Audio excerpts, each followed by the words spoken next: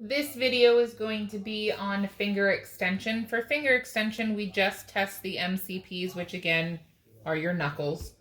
The muscles for this are the extensor digitorum, extensor indicis, and the extensor digiti minimi. Typically, your client would be seated at a table, right, with their hand on a table.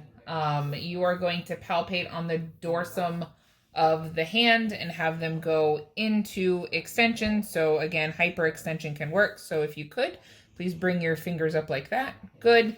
You can't really kind of see on his hand. You can kind of see on mine a little bit where the extensors tighten when you extend. So we palpated that. I'm going to, let me move you. I'm going to go into flexion, into extension to passively move them. For the support of this, you're going to support slightly under their wrist with, you can kind of see my fingers in his palm to keep his palm up a little bit so that he can get some flexion into his fingers for the test. You're going to have them go slightly into flexion again, because remember, you push into the opposite direction. So I'm going to push into flexion and hopefully he's not going to move.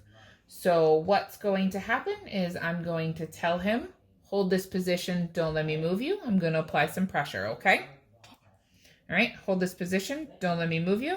And then I apply pressure. Good. I would rate you a 5 out of 5, which is normal, which means that you have full range of motion against gravity and can withstand maximal resistance. We use finger extension, right? Because you need to have functions.